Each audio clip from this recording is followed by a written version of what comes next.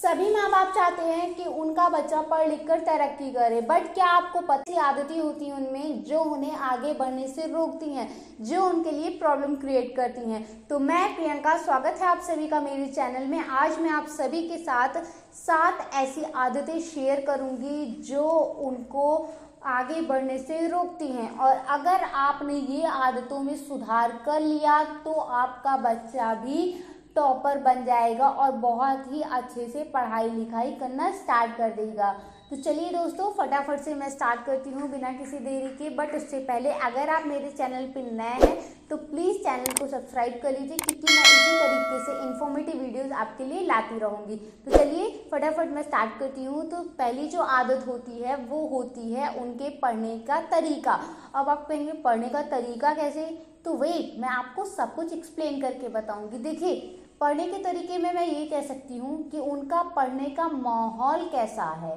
अब आप कहेंगे, मतलब, या फिर मैं आपको थोड़ा सा एग्जांपल लेके समझाती हूँ कि अगर एक साइड टीवी चल रहा हो, बगल में कोई बैठ के मोबाइल चला रहा हो, तो क्या आपको लगता है कि उस माहौल में आपका बच्चा पढ़ पाएगा?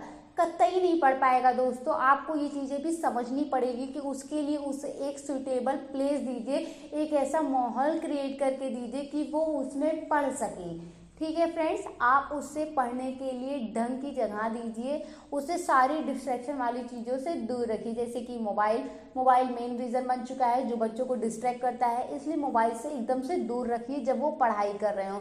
दूसरा हो गया टीवी, तीसरा कोई वीडियो गेम वगैरह, इन सब चीज़ों से दोस्तों उन्हें दूर रखिएगा। चलिए अब बढ़ते हैं दूसरे पॉइंट की तरफ, जो कि है उनके पढ़ने में असमर्थता। अब देखिए, इसमें ये है कि जब बच्चे पढ़ते हैं तो हो सके वो किसी चीज़ का उच्चारण गलत कर रहे हो, उनके पढ़ने में उनकी ग्रामर गलत हो, या फिर वो बहुत सारी गलतियां कर रहे हैं। तो ऐसे में आपकी जिम्मेदारी बनती है कि आप उन्हें अपनी लाइफ का थोड़ा सा टाइम दीजिए, अपने वर्क को थोड़ा सा डिले करके अपने बच्चे पे पहले ध्यान दे लीजिए, और ये सारी चीज़ों को अगर आप उनकी सही कर देंगे तो वो पढ़ने में और पहले से ज़्यादा अच्छे बन जाएंगे। ठीक है फ्रेंड्स, आप इन चीज़ों पे ध्यान दीजिए कि वो किस तरीके से पढ़ रहे हैं, कहीं कोई मिस्टेक तो नहीं कर रहे हैं। अब बढ़ते हैं तीसरे पॉइंट की तरफ, जो कि है उनकी राइटिंग स्किल। अब आप देखते होंगे कि बच्चे कहते हैं कि मैं तो एग्ज़ाम में सब कुछ लिख के आया था, एकदम 100 आउट ऑफ 100 मिल जाएगा, पर जब रिजल्ट आता है तो उनके मार्क्स डिडक्ट होते हैं। अब आप सोचते होंगे कि ऐसा क्यों? इसमें बच्चे की लिखावट गंदी होने की जो होता है, लिखावट गंदी होने के कारण ऐसा होता है। आपका बच्चे को आता भी सब रहता है, आपका बच्चा पढ़ने में भी ठीक रहता है, बट उसकी राइटिंग स्किल बहुत ही ज़्यादा गंदी रहती है, जिस वजह से जो एग्जामिनर होता है या फिर उसका टीचर वो उसके मार्क्स को डिलीट कर देता है। वो भी कोई जानबूझ के नहीं करते हैं, बस ये है कि उनकी राइटिंग उन्हें समझ में नहीं आती है। तो आप अपने बच्चे की राइटिंग स्किल पर थोड़ा सा ध्यान दे लेंगे तो शायद आपका बच्चा भी अच्छा हो जाएगा। तो चलिए दोस्तों, अब बढ़ते हैं चौथे पॉइंट की तरफ, जो कि है खराब आत्मविश्वास। ये एक ऐसा मेन रीज़न है जो यूथ में भी उन्हें आगे बढ़ने से रोकता है। आप देखे होंगे जिनके अंदर आत्मविश्वास की कमी होती है वो कोई भी काम परफेक्शन के साथ नहीं कर पाते हो, चाहे बच्चा हो या फिर कोई बड़ा। तो आपका ये फर्ज बनता है कि उन्हें मोटिवेट करते रहें, उनको जो है कुछ प्रेरणादायक कहानियाँ सुनाते रहें जो उन्हें आगे बढ़ने में मदद करे। उन्हें बार बार डांटिए नहीं, उनके काम को लेकर उन्हें प्रोत्साहित करिए अगर वो कुछ अच्छा कर रहे हो, और अगर मान लीजिए उनसे कोई गलती हो जाए तो उन्हें समझाइए। पनिशमेंट भी ज़रूरी होता है, बट कहा जाता है समझाना वो चीज़ उनमें कर देता है जो कि पनिशमेंट शायद से ना कर पाए।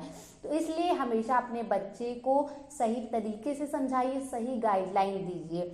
तो दोस्तों, अब बढ़ते हैं पांचवें पॉइंट की तरफ, जो कि होती है नोट्स मेकिंग। आपको पता है आपके बच्चे ज़्यादातर क्या गलती करते हैं? वो ये करते हैं, वो अपनी नोट्स को नहीं बनाते हैं, जिस वजह से उनको लास्ट टाइम एग्ज़ाम के टाइम में बहुत ज़्यादा प्रॉब्लम फेस करनी पड़ती है। मैं अपना खुद का एक्सपीरियंस दूँ, मेरी जो छोटी बहन है, मुझसे छोटी वाली, वो क्या करती थी, पूरे साल कोई भी कॉपी बुक मतलब बुक तो रहती थी, कॉपी भी रहती थी, बट वो पूरी ब्लैंक रहती थी, कुछ भी नहीं लिखा रहता था। स्कूल में जो पढ़ाया भी जाता था मुश्किल से 1-2 चैप्टर लिखे रहे और उसके बाद पूरा पेज ब्लैंक रहे। तो उसको क्या दिक्कत आती कि लास्ट टाइम जब एग्ज़ाम आए तो जब पढ़ना रहे तो उसके पास कोई भी नोट्स रहती ही नहीं थी, जिस वजह से वो बहुत ज़्यादा वीक थी। तो हमारे स्कूल के प्रिंसिपल असल में कुछ क्लोज थे मेरे पेरेंट्स से, तो हमेशा उसकी कंप्लेन आए। तो इसलिए मैं कह रही हूँ आप सभी को, बहुत ज़्यादा फनी रहता था वो। खैर, तो नोट्स मेकिंग बहुत ज़्यादा ज़रूरी होती है, बट बच्चे इसी चीज़ से भागते हैं कि उनको लिखना ना पड़े। तो आप समय समय पर अपने बच्चों की नोट्स को चेक करिए कि उन्होंने लिखा है कि नहीं लिखा है। देखिए, मैं आपको एक चीज़ क्लियर कर दूं, कोई भी बच्चा अपने आप से पढ़ना नहीं चाहता है।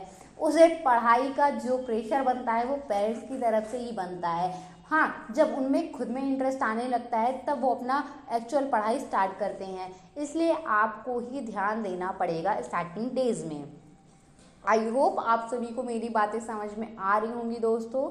अब बढ़ते हैं छठवें पॉइंट की तरफ कि आपके बच्चे आपसे, अपने पेरेंट्स से, अपने टीचर से नज़रें मिलाने से बचते हैं।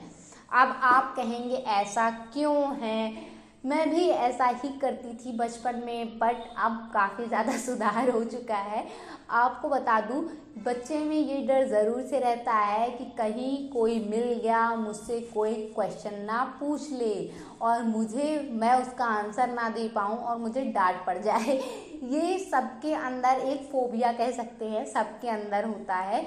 इसीलिए वो अपने पेरेंट्स से, अपने टीचर से नज़रें मिलाने से बचते हैं, क्योंकि ज़्यादातर देखा जाता है जब भी कोई टीचर होता है या फिर पेरेंट्स जब उनसे कुछ पूछना स्टार्ट करते हैं तो बच्चे एकदम खामोश हो जाते हैं। तो ऐसा बिल्कुल भी मतलब उन्हें करने से बचिए। आप उनसे ऐसा भी मत बिहेव करिए कि उन्हें डर बैठ जाए। उनसे क्वेश्चनिंग करिए, रेगुलर बेसिस पे करिए। उनका जो अंदर का डर है आप उसे बाहर निकालना पड़ेगा दोस्तों।